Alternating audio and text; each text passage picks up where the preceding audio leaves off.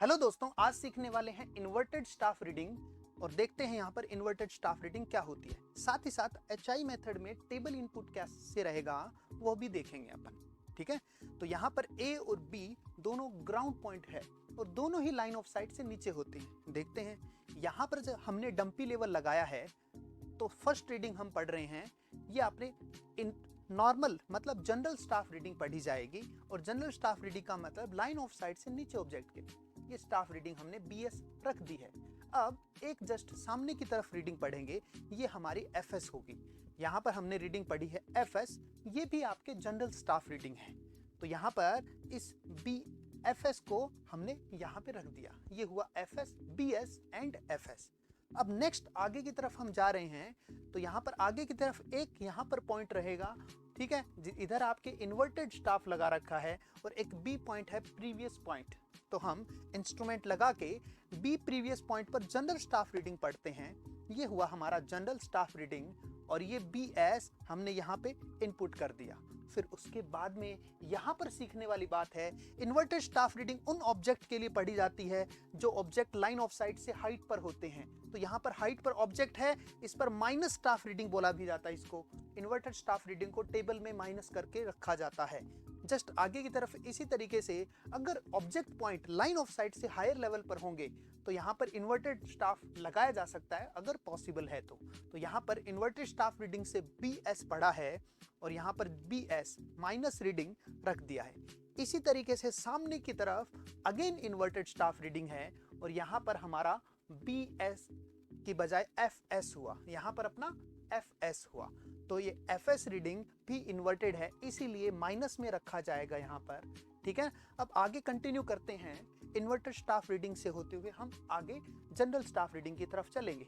Again आपके BS inverted staff reading हुआ ceiling point के लिए और ये भी हमारी माइनस रीडिंग है, हमने रख दिया D पॉइंट BS। फिर आगे नेक्स्ट ये हमारा जनरल स्टाफ रीडिंग होगा क्योंकि ground point line of site से नीचे है, तो इसकी प्लस स्टाफ रीडिंग पढ़ेंगे और इसकी प्लस स्टाफ रीडिंग हमने यहाँ पे रख दी है।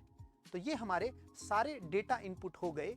अब हम देखते हैं HI मेथड के अंदर हम सबसे पहले RL प्लस BS से यहाँ पर HI कैलकुलेट करेंगे और ये RL प्लस BS से HI आ गया। अब HI में से यहाँ पर जो FS है वो माइनस हो जाएगा, जिससे कि नेक्स्ट RL अपना कैलकुलेट होगा। ये कैलकुलेट हो गया।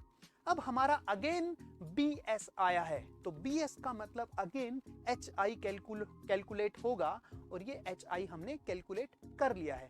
अगेन BS से HI कैलकुलेट करते रहेंगे और अगेन अपने यहाँ पर RL आता रहेगा। नेक्स्ट RL इससे ये माइनस करेंगे, अलजेब्रिक होगा तो यहाँ पे आ जाएगा। ठीक है, अगेन फिर BS आया है, BS का मतलब अगेन आपके HI आएगा। HI आने के बाद में IS हो या FS हो माइनस किया जाएगा उससे, तो यहाँ पर अगेन HI आ गया। अब ये वाली रीडिंग जो है, अब इसको यहाँ पर माइनस करेंगे, माइनस माइनस प्लस और ये अपने पास आ गया नया RL। इस तरीके से यहाँ पर अगेन BS आया है, again BS RL plus BS से। ठीक है, और यहाँ पर इस E की स्टाफ रीडिंग FS को माइनस करके हमने यहाँ पे रख दिया। ये सारे RL कंप्लीट हुए। अब अपना सवाल सही है या नहीं है, इसके लिए हम BS का समीशन करने वाले हैं। ये हमारा समीशन ऑफ BS आ गया, अगेन समीशन ऑफ FS आ गया। इन दोनों का हम अंतर देखते हैं। Summation of BS minus summation of FS, ये अपना ये आया है माइनस का 1.143। ठीक है, लास्ट RL और फर्स्ट RL का भी आ गया, तो ये दोनों बराबर होने चाहिए। यहाँ पर अपने को बराबर मिले हैं, तो इसका मतलब हमारी कैलकुलेशन बिल्कुल सही है। तो ये हुआ अपना HI मेथड। और HI मेथड स्टाफ रीडिंग में कैसे उपयोग करते हैं, इन्वर्टेड स्टाफ रीडिंग का क्या यूज है। तो वीडियो में आपने बहुत कुछ सीखा। इसी तरीके से बहुत सारे कंसेप्ट वीडियो एनिमेशन की मदद से समझने के लिए बने रही चैनल पर। Thank you, all the best.